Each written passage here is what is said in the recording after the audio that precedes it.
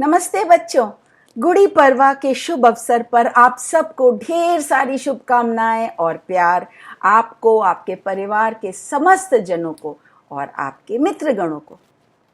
महाराष्ट्र और गोवा का ये लोकप्रिय त्योहार है और इसके बारे में कुछ बातें बताने के लिए मैं अमू एंड यू चैनल पर आप सबके सामने आ गई हूँ। तो आइए सुनते हैं गुड़ी पड़वा के बारे में कुछ रोचक बातें। महाराष्ट्र और गोवा का यह एक लोकप्रिय उत्सव है। इसे मराठी नव वर्ष की शुरुआत भी मानते हैं।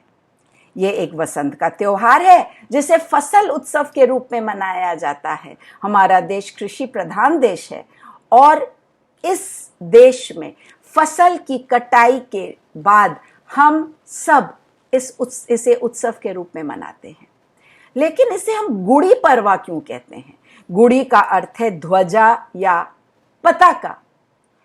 ऐसा कहते हैं कि भगवान ब्रह्मा के प्रतीक और जो पड़वा, जो पूर्णिमा चरण के पहले दिन को हम मानते हैं, उस दिन भगवान ब्रह्मा की पूजा करते हैं, उनका आशीर्वाद लेते हैं।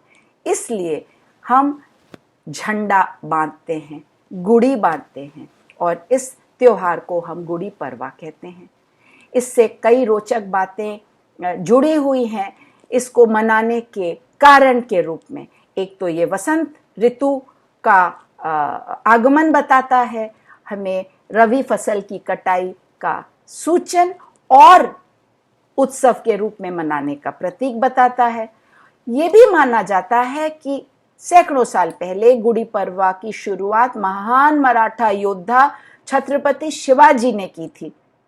ये उनके विजय जुलूस, जश्न और सम्मान के साथ मनाया जाता है और गुड़ी या झंडा फहराने की परंपरा उन्होंने ही अपने काल में शुरू की थी, जिसको कि हम आज तक मनाते हैं। अब ऐसा भी कहा जाता है कि गुड़ी पड़वा के अवसर पर भगवान ब्रह्मा ने ब्रह्मांड का निर्माण किया था और इसीलिए इस दिन को हम ध्वजा फहराकर गुड़ी पड़वा कहते हैं। एक अन्य किंवदंती में कहा गया है कि राजा शालिवाहन की विजय गुड़ी पड़वा त्योहार के दिन मनाई जाती है, क्योंकि उनके लोगों ने पैठन लौटने पर गुड़ी या झंडा फहराया था। इसलिए फिर से इस पर्व का नाम गुड़ी पड़वा। अब ऐसा बताया जाता है कि ये प्रसिद्ध मराठी योद्धा छत्रपति शिवाजी द्वारा शुरू किया गया था, तो ये महाराष्ट्र का गर्व है। व्यापक रूप से यह त्योहार महाराष्ट्र और गोवा में मनाया जाता है, लेकिन अन्य राज्यों में भी इस दिन को अलग अलग नाम दिया जाता है। जैसे आंध्र प्रदेश में इसे उगाड़ी कहते हैं, कर्नाटक में भी इसे युगादी और मणिपुर में साजिबू, नोंगमा, पंडवा कहा जाता है। ये सारे पर्व अलग अलग राज्यों में नए वर्ष की शुरुआत के रूप में ही मनाया जाता है और इस दिन प्रार्थना किया जाता है भगवान से कि सबका कल्याण हो, सबके जीवन में समृद्धि आए और मीठे चावल और साई भाजी दाल के सूप में पकाया गया पालक जैसे व्यंजन पकाए जाते हैं। इस दिन प्रत्येक मराठी घर के प्रवेश द्वार पर गुड़ी रखी जाती है। गुड़ी हर व्यक्ति अपने अपने हिसाब से गुड़ी बनाता है। बांस की एक झड़ी को लेकर उसके चारों ओर साफ आटे चमकीले कपड़े का एक टुकड़ा बांधा जाता है। आमतौर पर यह लगभग 5 फीट लंबी होती है। कपड़ा, जड़ी या ब्रोकेट का काम करके इसे सुंदर सा रूप भी दिया जाता है और उसके ऊपर नीम के पत्ते, फूल, आम के पत्ते की टहनी, लाल फूलों की माला और मिश्री से बनी एक माला भी लगाई जाती है। छड़ी को उल्टे चांदी, तांबे या कांसे के बर्तन में रखा जाता है। इस तरह से गुड़ी को हर मराठी अपने घर के बाहर लगाता है। गुड़ी बुराई पर अच्छाई की जीत का प्रतीक माना जाता है। कई लोगों का मानना है कि गुड़ी को अपने घर के प्रवेश द्वार पर रखने से बुराई सारी दूर हो जाती है और घर में समृद्धि का प्रवेश होता है। एक बार गुड़ी रखे जाने के बाद परिवार पूजा अर्चना करते हैं और सब गुड़ी पूजन का प्रसाद का सेवन करते हैं। कोई भी त्योहार रोचक, स्वादिष्ट, अद्भुत व्यंजनों के बिना पूरा नहीं होता है।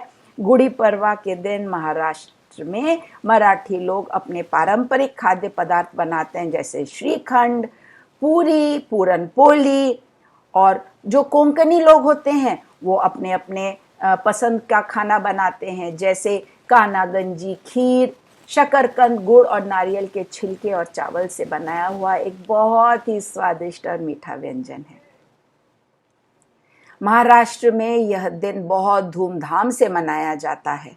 इस दिन लोग सुबह जल्दी उठ जाते हैं, घरों की सफाई करते हैं, स्नान करते हैं, नए कपड़े पहनते हैं, मंदिरों में जाकर पूजा अर्चना करते हैं और फिर फूलों से घर को सजाते हैं, गुड़ी लगाते हैं और एक दूसरे को शुभकामनाएं देते हैं। नए साल के आगमन पर सब लोग नए साल की शुरुआत बहुत प्यार से करना चाहते हैं गुड़ी की पूजा के द्वारा।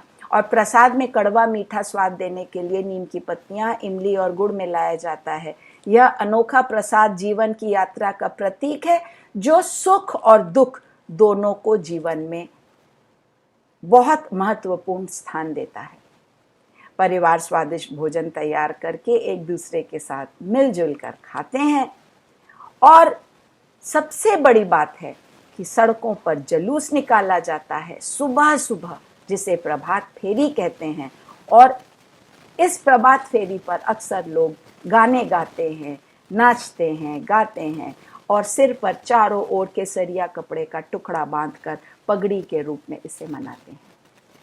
जो भी त्योहार हमारे देश के हैं ना बच्चों, सभी त्योहारों के पीछे कुछ ना कुछ कहानी होती है, लेकिन एक बात सब में सामान्य है, वो है उत्साह, जोश और प्यार की भावना।